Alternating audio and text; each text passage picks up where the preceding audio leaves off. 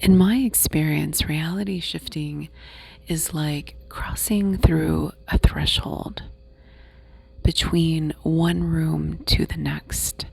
And as you start reality shifting, you are aware that you are standing in the doorway. And you take one step in to the adjacent room or the new reality, and then you take one step back.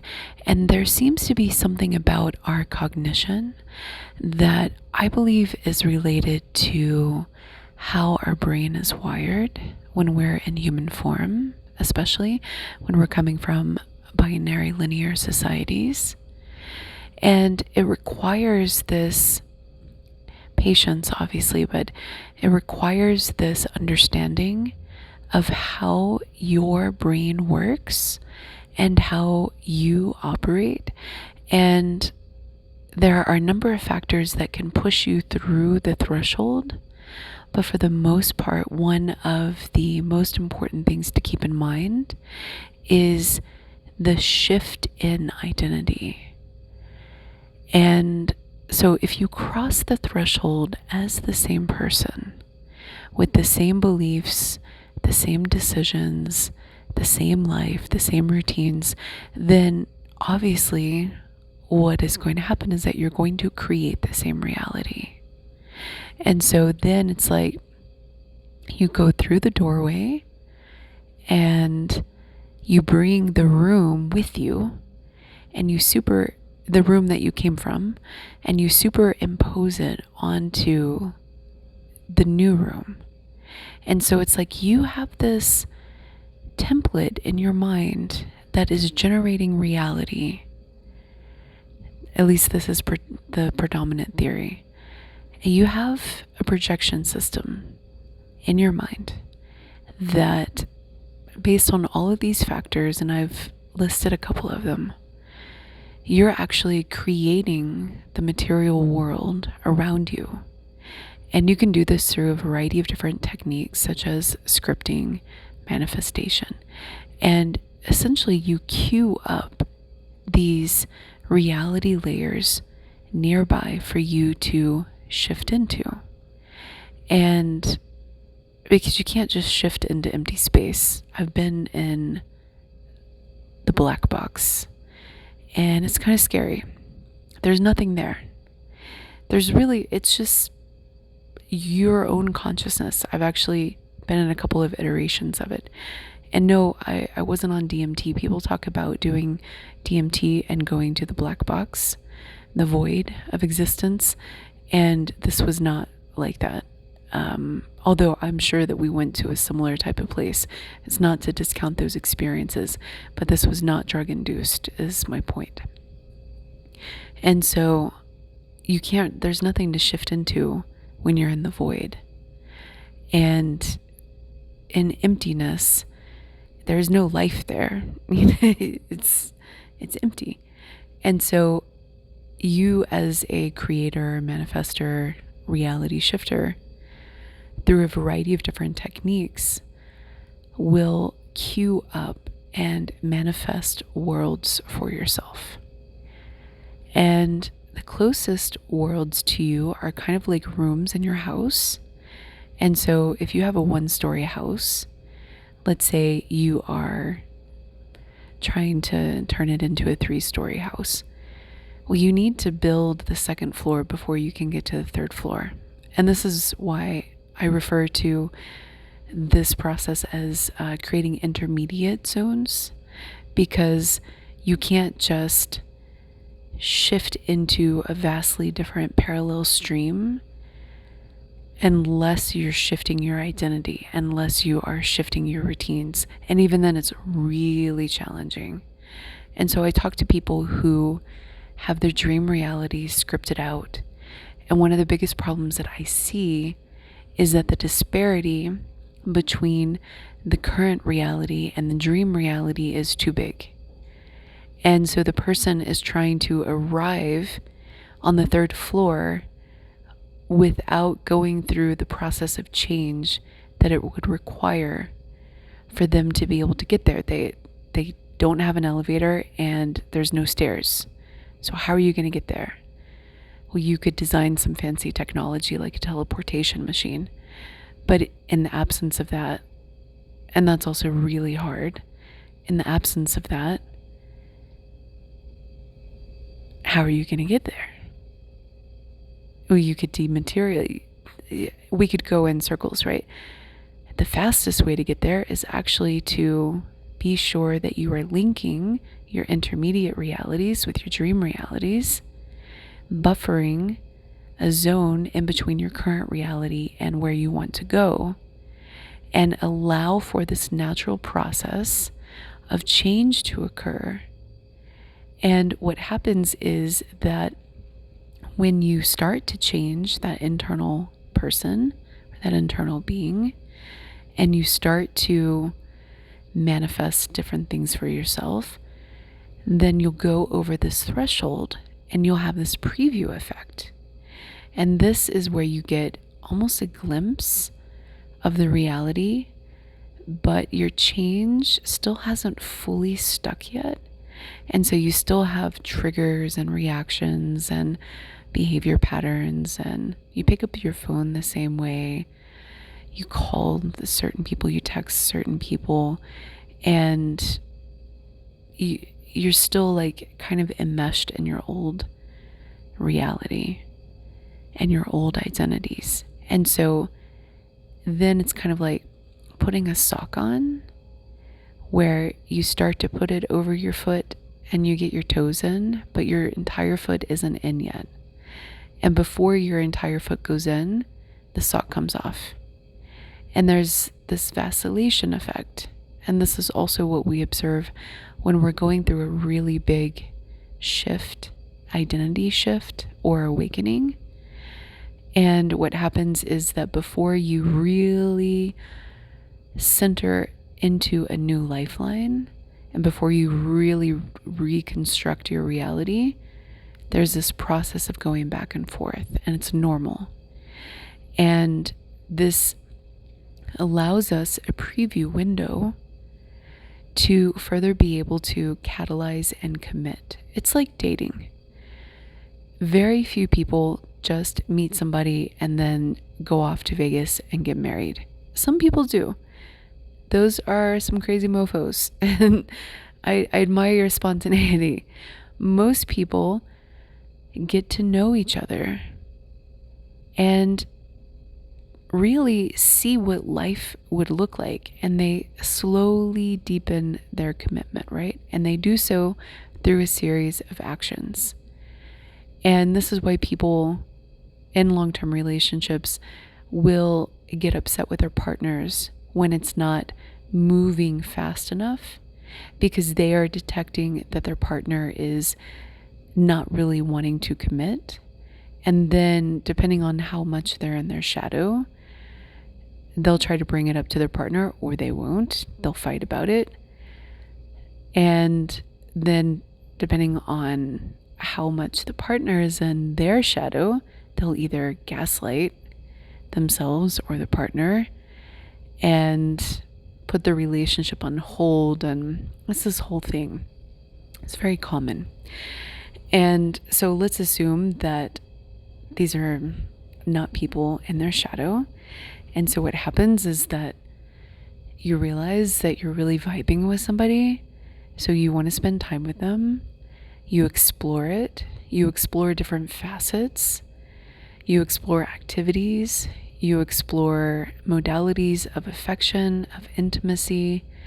You see how it works. And depending on how that goes, you might take the next step, whatever that looks like for your relationship trajectory. And eventually, a lot of people will build a life together and decide to build a life together. But before they decide that, they test it out, sometimes by moving in with each other, and sometimes by having tests or trials or tribulations to see, okay, is this really a long-term partner? Or is this, somebody I should just be cool with for right now? And so eventually, sometimes people decide to get married. Not everybody does, but that's another further step. And then sometimes they also decide to have kids. It doesn't have to be in this order. Sometimes people have kids without the marriage, but it is a process that is very unique to the couple where they're deepening their commitment, they're deepening their bond. Reality shifting is like that too. And so as a new reality comes to you, you have almost like a buffet of options. This is what Abraham Hicks talks about. And I think that this is very apropos.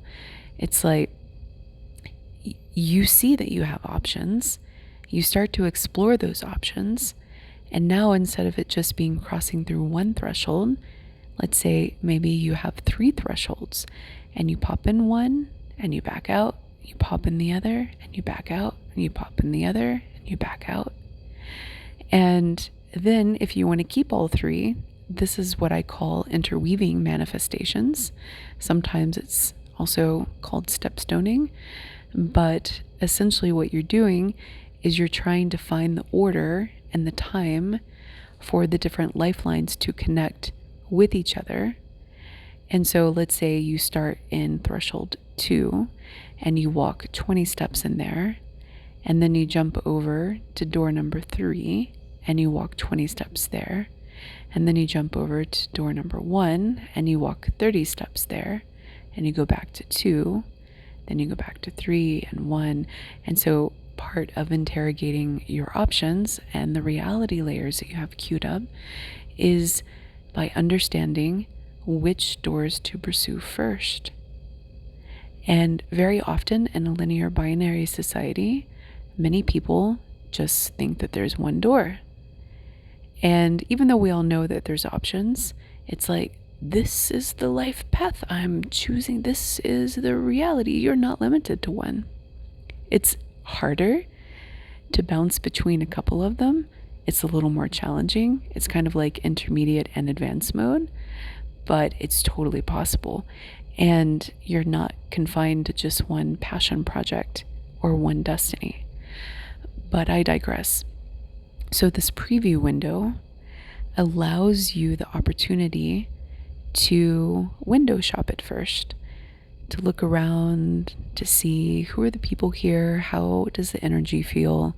And this is a really important step not to be overlooked, because the energy matching is critically important, as well as your intuition, because there are systems of navigation that supersede your intelligence and your desires. And you could go to a beautiful looking reality and end up on a train to hell, and maybe karmically you deserve that. And so then I would say, bon voyage, have a great trip. We'll see you on the other side. But maybe you don't deserve that. And maybe you deserve a more heaven-like experience. Well, how do you know if it's all pretty and if it's checking all of your check boxes? Like I saw this TikTok the other night of this woman who successfully scripted her way to a new life path. And I really admire her because she wrote down her script every single day for a year, and then also practiced, I think it was the 369 method. I'm not super big on the techniques that are taught because I feel as though everybody has their own methods, and I don't like recipes. I just don't. I have a weird thing about them. I feel like it's counterintuitive for reality shifting. And I don't like step 1, step 2. I don't like the linear approach. For me, as a neurodivergent, it doesn't work very well. I prefer to flow with it. And I also feel that it's a lot more complicated than a recipe approach. And so, case in point, this person, and I won't share her story, but she successfully scripted, and she was like, she started the video, she's like, I know you can't see it right now, and she said, it works. It really works. And she spent a lot of time talking about the process and the recipe and how it works, and almost zero time actually showing the results. And I could feel underneath her tone that she had made it, but she also had not made it. You know what I mean? And this is what I feel is a problem with reality shifting, is that you can manifest all you want. I've done it. I know you have too. You can even script your way into some dream realities. But unless you really understand how your mind works, those are fireworks, by the way. I don't know if the mic is picking them up. Unless you really understand how your cognition is structured, you're just going to change the scenery. It's like world travelers learn this. When you go to a lot of different countries and you meet people, and sometimes you even work, and you meet just totally different cultures, right? You have different experiences, but after a while, even though the scenery changes, it all still kind of feels the same. And that's because you, as the person that is showing up to those countries, are still the same person until you go through this process of change. And so reality shifting is like that too, to where you can change your life pretty easily. Actually, you can get a new job, you can get a new boyfriend, girlfriend, partner, not otherwise specified. You can pursue a passion project. You can do a 180. You can go from being a scientist to an artist. You can become an attorney. I mean, there's so many options, right? But the underlying fabric of your structure of reality is still fundamentally kind of the same, right? And I think that when you've made it, you know you've made it. And there is a process where you don't make it at first. And this is the point that I want to convey to you, because very often the preview effect is misunderstood as I'm doing something wrong or it's not working right, when in reality what's happening is you are in the process of shifting and bringing that reality into fruition. But if we were to take a slow motion video of you putting your socks on, it doesn't happen in one snap of a finger. It's a process. And this process is actually advantageous because it allows for you to say no. It allows for you to back out, and allows for you to not have pressure. And it's also possible to shift into a completely different, vastly different reality line. I've done it. It's kind of wild. It's totally doable, but I find that it's hard to maintain. And there's almost a snapback because your memories go with you and your sense of self goes with you. If you're doing this while awake, it's like you still have the program that is you running inside of you. And eventually that program takes a more dominant role than the role that you're trying to shift into, because it takes practice to shift into that other role. And so that's why it's almost it's this snapback and dance. It really is kind of like a dance, and it's very normal. So don't be discouraged. That's the point. If you are reality shifting and you're finding that you're getting a glimpse of something, oh, I just saw a visual indication that I shifted realities right there. I love that. Don't be deterred if you get a glimpse and then you go back, and you get a glimpse and you go back. What you need to focus on is anchoring methods for when you're in the right reality layer. And part of anchoring into that reality layer is to interact with it and to try out new foods and new routines and new bands and whatever it is. Try out a different persona. Try to do something different and catalyze plans and activities in that new reality layer, and you will increase the chance of it sticking a lot more easily. So I hope this has been helpful. If you are interested in my one-on-one reality shifting coaching, feel free to reach out to me. We can go through your destiny lines, your lifelines, your patterns, my favorite shadow work, and help you get on your way. Feel free to email me at sacredjourneyproductions@gmail.com. Okay, we'll talk soon.